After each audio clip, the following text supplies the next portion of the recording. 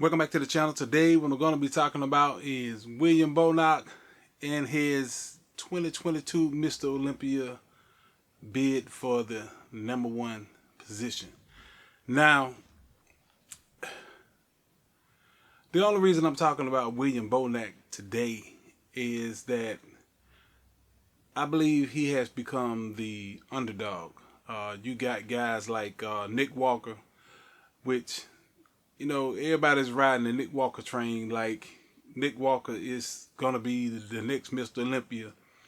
Nick Walker is supposed to walk over Brandon Curry. He's supposed to walk over Hada Chupin and just get right up under a big Raymond and just knock him off the box. This is what Nick Walker is supposed to do, judging by the way they're hyping this guy up. Now, think about it. You're looking at Nick Walker wasn't able to beat Hunter Labrada. He first got to beat that guy, that one guy, before he could move up any spots. Now, you take William Bonac, who has proven himself over the years to be a top 5 contender for the Mr. Olympia.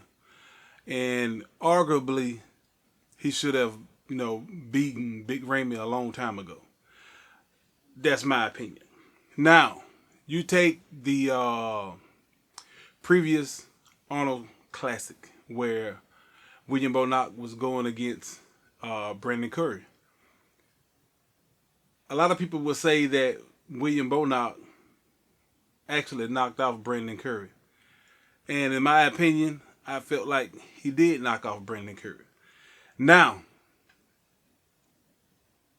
with that being said, with the contest between Brandon Curry and William Bonac being so close, now, why is it that anybody would think that Hada Chupin, if William Bonac can come in better shape, which he's looked like he's doing better shape than he did at the Arnold, why would they think Hada Chupin is going to beat William Bonac when William Bonac,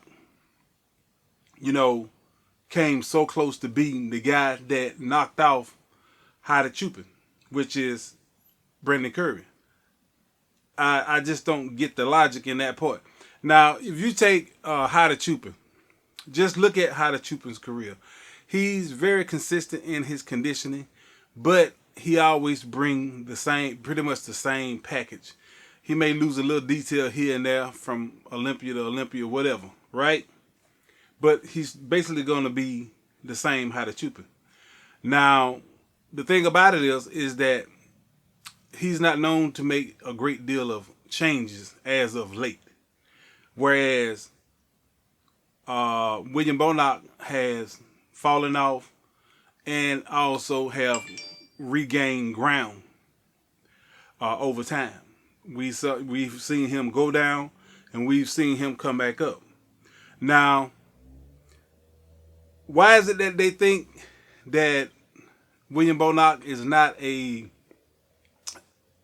top 3 contender? I have no idea. Why they think Nick Walker is a possible top 3 contender, I really don't know, because he's not able to knock off Hunter Labrada. It just doesn't make sense, or either Hada Chupin. So Nick Walker got these 2 guys to knock off. Now, let's look at Nick Walker. Nick Walker is maxed out. No matter how big he get, his waist is going to get bigger. He always have that long torso, that big, wide, long torso, and his midsection just don't look right, and there's nothing he can do about fixing that.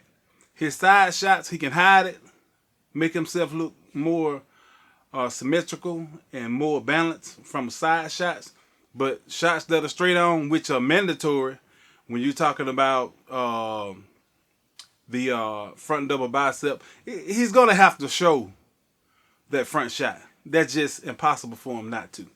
So the thing about it is, and you look at William Bonac and you look at the advancements that this guy has made. He's fixed his gyno. He's working on his midsection, and we're gonna see whether or not he's gonna bring that in a little bit tighter for the Mr. Olympia, which he should be able to do.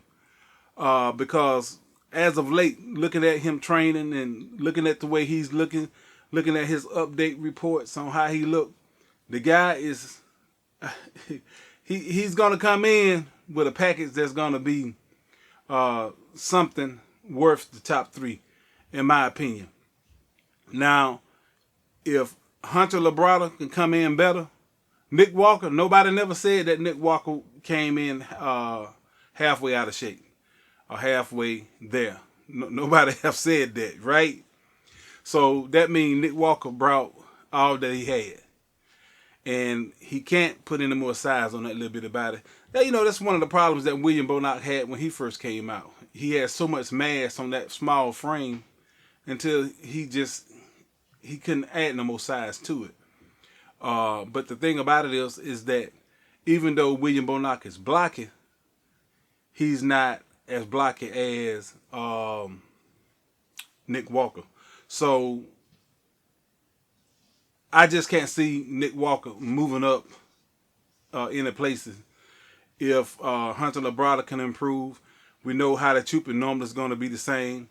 We know Brandon Curry, normally, some kind of way, he always better himself during the Mr. Olympia, at least anyway. So we'll see. And for anyone to overlook these new guys that are coming in, like Andrew Jack.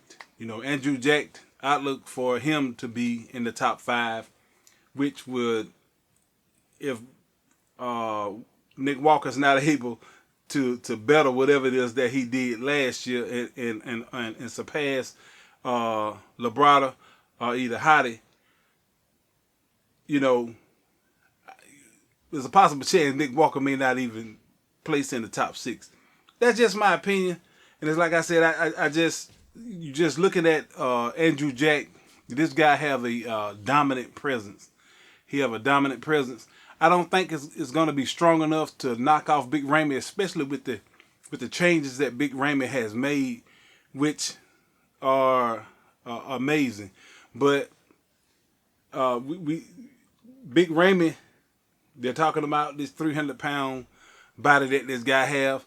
This guy's not gonna. I don't think he's gonna make the Olympia with that 300-pound body, because once even though he's in pretty good condition, once he start dieting down, he's gonna drop down into the 290s like Ronnie Coleman used to do. So that 300-pound thing is just, you know, hype and fluff for the Mr. Olympia. But anyway, my main purpose for this video was for you all not to count William Bonac out, because I think this guy is going to bring a very impressive package and let everyone know that he's still in contention for the Mr. Olympia title. Anyway, that's what I wanted to talk to y'all about. If you haven't subscribed, subscribe to the channel. And again, I'll be talking to you later.